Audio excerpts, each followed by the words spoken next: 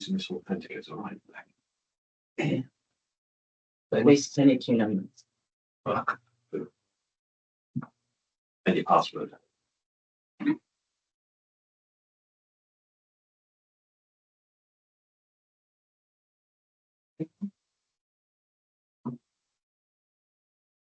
Yes. Don't have any request record. Yeah, thank you. Good morning, everybody, and welcome to what I consider a special cabinet meeting of the Vale White Horse District Council Cabinet today on the 17th of March 2025. Welcome all to Abbey House. Did I say the 19th? 19th. I think it's the 19th. It is the 19th. Did I say the 17th? You did. I was thinking about St. Patrick's Day, obviously. The 19th of March 2025. Thank you very much. And yes, welcome everybody here at Abbey House. It's lovely to see you all. Thank you for attending. And those cabinet members online, Councillor Cole, Crawford, and Fulsham. So I will move on to apologies because we do have some apologies, don't we? Yes, we've had apologies from councillors Neil Fawcett and I think it's and Helen Pighills. Yeah. So online we have councillors Andy Fawford, Sue Call, Andy Fulsham, and in the room we have councillors Lucy Edwards, Diana Lagova, Mark Coleman, and Bethany Thomas. Thank you. We have reference to the minutes. Has anybody had a chance to look at minutes? Yeah, and everybody happy with those? Thank you very much. So I will sign those off later. Yeah. Thank you. Item number 4, declarations of interest. I would like to declare my interest here in the fact that I am a dual hatter and I sit on Oxfordshire County Council as a backbencher. And as such, I don't feel as though I have any real decision making power. So, was that noted, or is that you will note that? I will note that, but you can still participate in this. Happiness. Thank you. And so, does anybody else have any other declarations of interest? Thank you very much. 5, urgent business. Do we have any urgent business? No, nothing. And item number 6, public participation. Now we have 2 members of the public, I believe.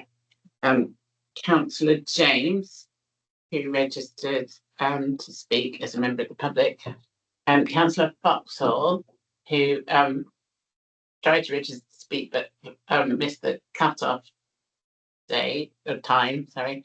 But I will allow you to speak today. So if we have Councillor James with us. Okay, yeah. Councillor James, are you there? Hello, yes, thank you. Thank you, Councillor Thomas. Yeah, thank you for this opportunity to speak to you about the main item on your agenda today. I'm speaking, generally as general ward councillor, also as leader of the Green Group, and we do broadly support the approach that is proposed in this report and is that you're considering today.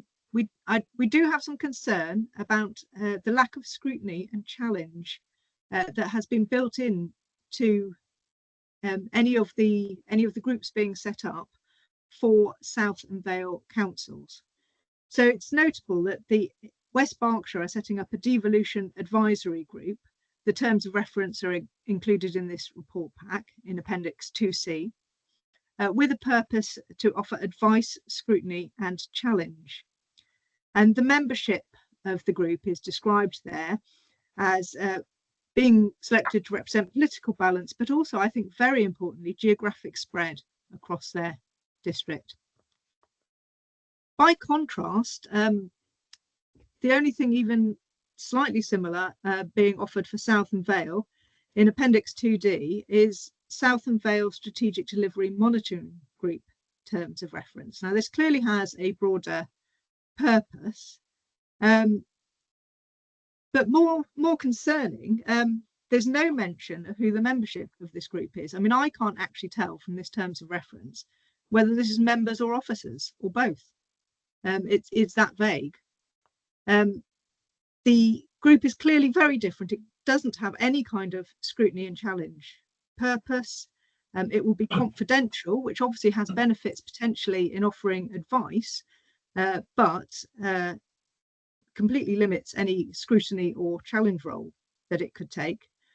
And in not describing the membership at all, it's not at all clear that it would represent any kind of geographic spread. I'm delighted that you're going to hear what Councillor Foxall has to say from her directly, and I know you've all had a written submission about that as well.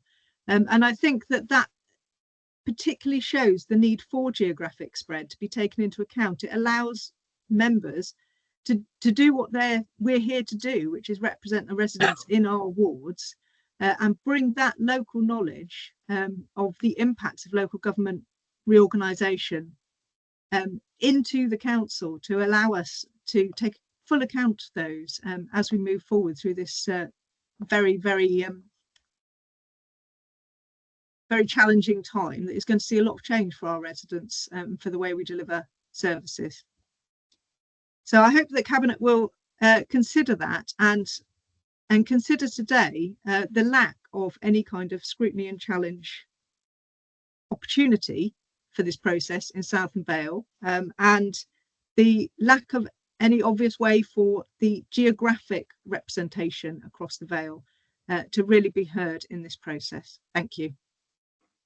Thank you, Councillor James, for your comments. They will be considered during debate, I'm sure. Councillor Foxall. Good morning, Cabinet. Thank you, Councillor Thomas, for allowing me to speak. I apologise, I just missed the deadline last night.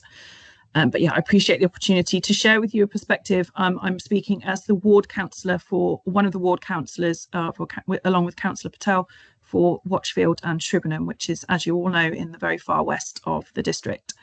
So the local government reform document you're considering today mentions public health a number of times, but not general practice, except in relation to falls by elderly patients. There's a great deal of concern among health professionals who we've spoken to in our ward that there's no real recognition in this document that Oxfordshire and Vale ICB borders are not coterminous currently with council boundaries. The main surgery in our area, Shrivenham, which also includes some of Councillor Call's residents in its catchment area, has a third of its patients in Swindon councils. And if ICB borders are hardened along mayoral regional lines, as seems to be the direction of travel within the white paper, and those patients had to be transferred elsewhere, the practice would not be viable. Around 90% of hospital contacts in our area go to Great Western Hospital. That's where we go if we need to. If forced to go to Oxford, there will be thousands of referrals of patients and huge implications for access for us to get to the far side of Oxford, particularly for people who are poorly or with mobility issues or needing maternity care. Currently in the western part of Vale, district nurses come from Oxfordshire but are paid by the Swindon and Wiltshire ICB.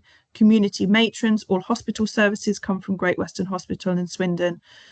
Continence, child health, maternity, health visitors, social workers, safeguarding, and loads of services usually come from Swindon, but sometimes also Oxfordshire, including the Wantage maternity unit, for example. So really the main important point that we're asking you to consider and to take forward as you represent our area in all these really important discussions is that health boundaries need to remain soft and not hard. They need not to be a barrier to patients, and there needs to be flexibility in the ability to share information across these borders, and that patients must be able to be seen locally, however that may be in their area, regardless of council boundaries. And it may be that local is simply determined by the availability of, for example, a bus service. Watchfield and Shrivenham are not the only area facing these issues. thank you, Councillor Crawford, for your email response to me this morning. But I think that you guys have a real opportunity to take a leadership role in speaking up for residents in rural areas around Oxfordshire and keeping these issues on the table. And I agree wholeheartedly with what Councillor James has said, is that a geographic spread of councillors to support you in analysing and scrutinising these proposals is really important. So thank you ever so much for your time. I've sent those comments to you all this morning because I wasn't sure if I'd be allowed to speak, but I appreciate the opportunity to speak to you all. Thank you. Thank you, Councillor Foxhall. A lot of that has been considered already, and it will be considered, I'm sure, in due course. So, on to the substantive item, and only item of substance today that we are considering. And I just like to see.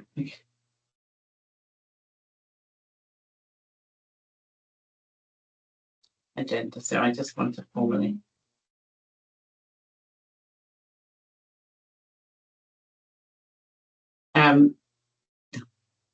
I've actually lost the agenda items I've had them. Got one on 17, which is the Yes. interim Thank proposal in preparation you. for Yes, item number 7, I just wanted to read it out Yeah. in full. Interim proposals in preparation for local government reorganisation, LGR, which is a very important acronym, thank you. So, as leader, I am introducing this paper. And I'd like to say a few words and then open it up to debate. So, as you all know, this paper is before us because, and since the government announced its view of devolution reorganisation of local council, it has asked that all 2-tier areas put forward a proposal for unitary local government. What we have before us in our paper is an interim proposal for local government reorganisation in our area. It needs to be submitted no later than the 21st of March in 2 days' time. Government has outlined that after final proposals are received by 28th of November this year, the Secretary of State will determine a minded option and they will lead the consultation process for that. However, the interim proposals have been prepared in a relatively short time frame to meet the government deadline. The paper before you reflects and builds on the recent white paper and devolution update to full council and sets out the preference for a Ridgeway Council that is proposed through a merger of SODC, South Oxfordshire District Council, Vale of Whitehorse District Council, and West Berkshire, a neighbouring unitary council with whom we have been working to develop this proposal. I believe that there will be alternative proposals from other councils, but this paper reflects the views of our senior officers based on their analysis of the criteria and the views expressed over a considerable period of time by Vale members. I would draw your attention to the fact that officers believe that the published county council proposal for a single unitary meets the criteria set by government, but does not reflect the views previously given by this council. The paper highlights that officers do not believe that the partial, at best, description offered by the City Council meets the criteria government have set. I hope that we can all support the view that officers should continue to engage with all options that they believe meet the criteria set down by government, the single county unitary and the 2 unitary model, including West Berkshire. We believe that these are viable options and should continue to be worked on. However, given that the government sought proposals and that we have a distinct preference, I welcome that we are able to put this proposal forward. On the basis that we are able to secure support from West Berkshire, I believe that the 2 unitary model, with one based on the entire existing geography of Vale, South and West Berkshire, plus a separate new unitary based on the entire geography of Tarwell District Council, Oxford City Council and West Oxfordshire District Council, with no amendment to those boundaries is the best option for residents, communities and businesses. The paper also covers the recommended approach officers suggest we take to the geography of a strategic authority, something the government has confirmed will become their default model for devolution. I would like to thank all officers for their work in putting this together in such a short timescale. The turnaround has been tight, and we are grateful for the quality and comprehensive nature of the paper put before us today. While I know many have been involved, particular thanks go to our Chief Executive, Mark Stone, who is the principal author of this report. I am keen to hear the views of Cabinet on this important matter, but after careful consideration of the paper, I wish to propose its recommendations as supported and look towards my Cabinet for a seconder. Seconder. Thank you, Councillor Coleman. Are you prepared to second the report? Yeah. But I would echo what you say about the amount of work that's gone into this. I mean, this is the first time that I've ever experienced this sort of level of reorganisation in the council, but I have seen it in my former working life. And you know, I don't know what the ratio is for hours work to pages delivered, but it's pretty high. And I recognise that a lot of this has been done in over the weekends, late at night, by all the officers involved. So we should credit them for doing that. So thank you very much indeed. I mean, I think for me, I personally joined as a councillor because I wanted to be part of the district council representing local residents. I recognise there are shortfalls in having two-tier system, and there are definitely some benefits of the unitary. I think there are also some downsides to it, and perhaps being a remoteness might be one of those. And I think then that speaks to some degree to what Councillor Foxhall has saying in developing what LGR and then also what devolution looks like. We need to be involved in order to shape it to best suit our residents that we were elected to represent. And I think we do have that opportunity. Were we not to put this interim proposal forward, I believe we would not have the opportunity in terms of local government reorganisation, and to some degree the strategic authority is really within the bailiwick of the county council. But thankfully we have a good working relationship, as we've demonstrated in the work we've done so far, in being able to talk to them. So hopefully we can influence that as well. So we could either stick our head in the sand and hope it all goes away, which is not going to happen, or we can be proactive. And I believe this report has been proactive. There are 3 proposals, and for completeness sake, we really are obliged to put forward all 3. We have our preferred option, which is the 2 unitary option of a north and south within Oxford and West Berkshire. My personal view is that is the better of those options. It matches the size, just short of about $500,000 in both of them. However, we should also recognise that the county council option is a viable option as well. My personal view is it would be too big, and that comes back to my view about representing residents and the remoteness. So I think we have come up with the best option. The detail needs to be worked out, obviously, for all of these, which is 2 unitary within the Oxfordshire County and West Berkshire, and recognise that the county unitary is also a viable option that I personally could live with. I don't believe that the 3rd option, which requires considerable amount more information to be able to understand what it really represents. There isn't a map that shows the areas that would form the Greater Oxford. It almost certainly is going to require a reshaping of the boundaries of the current councils, which will add on extra time in order to deliver.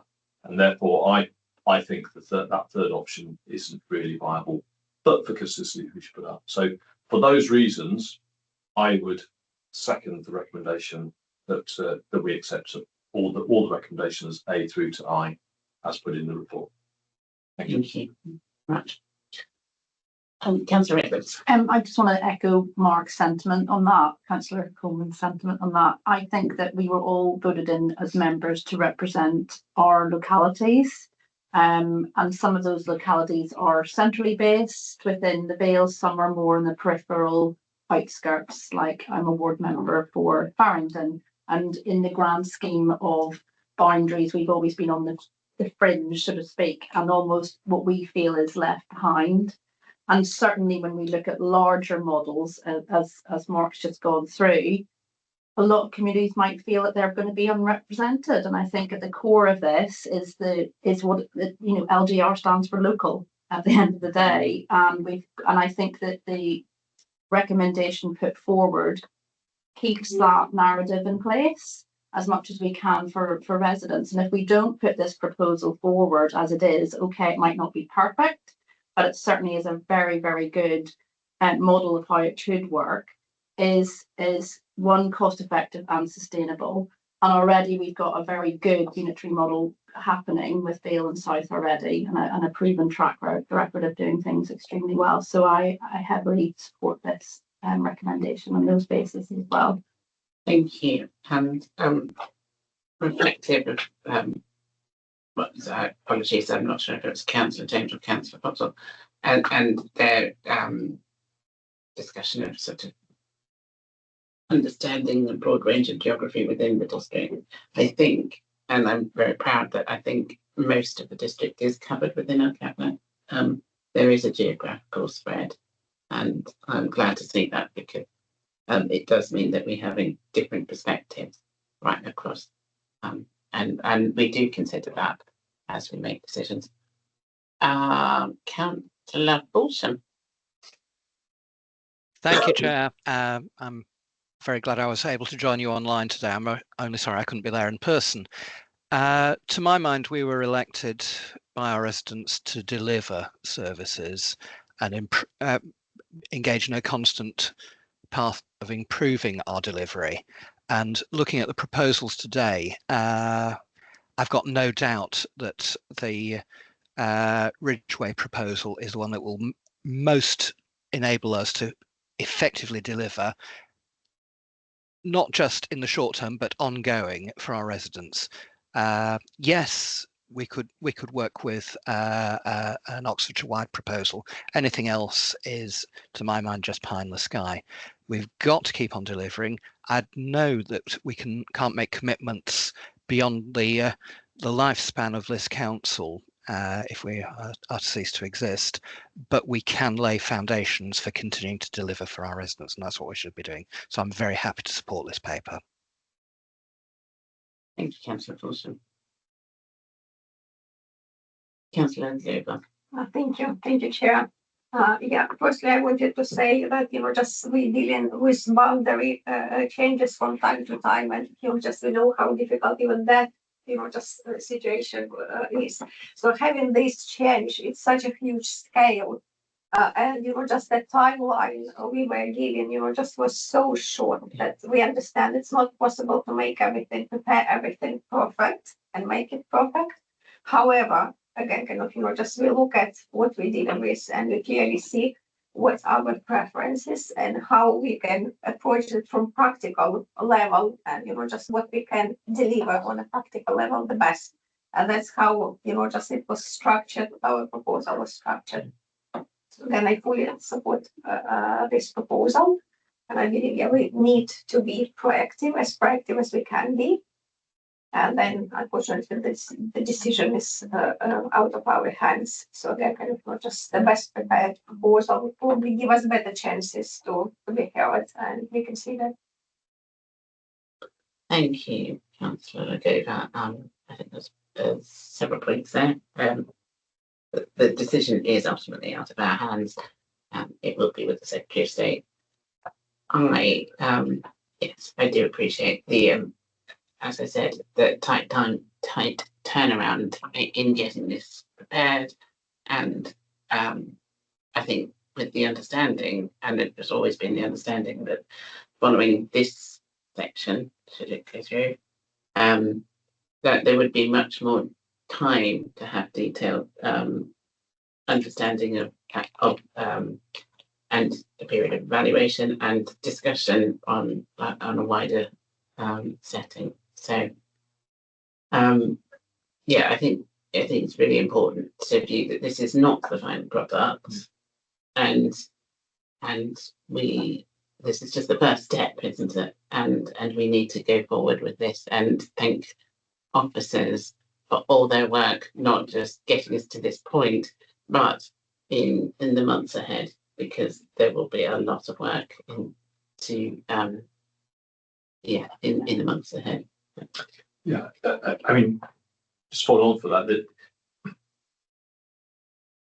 there is also the chance that the government, so I said that there were two viable options and one that I believe was not. There is, when the government receives all these interim proposals, obviously it's not just for the Oxfordshire area, that they might review the way that they are considering. So what we have is a plan based on what the guidance that we received. Unfortunately, we do need to be fairly flexible and agile in the sense of, were that to change, then we need to be receptive to it and it could reshape. So this is exactly what you just said. This is the starter, but it isn't going to be what it looks like when we finish. As long as it's within those parameters set down, and obviously we can only do that. We can only work on what the government has said. Yeah. I completely agree. I think if at the end of the day, we've got to put our best foot forward to make the government either reassess or see what good looks like based on what they set out in the first place. And if we've answered that problem to the best of our ability, then hopefully that could be debated appropriately at central office and therefore thought wisely of in terms of their decision making. Yeah, I think that's all valid. Do we have any further comments online? Mr. Cole? No, No. don't need to. No. So, is there any further discussion to be had in the room? No, it feels really momentous, more so than most cabinet decisions. So can I ask, do we all agree to this proposal? I proposed it. Councillor Coleman seconded. Yeah. Do I Show of hands? show of hands? I didn't read out any of the recommendations. So As it's As 80. recommended, yes. Thank you. So that's it. Wow. Thank you very much for everybody in attendance. Thank you everybody online, and with very great appreciation to all the officers and the work that has been put in to get us to this point and over the months to come. So yeah, thank you, and I will now close this meeting at 10:28. Thank you very much. Thank you. Thank you. Thank you.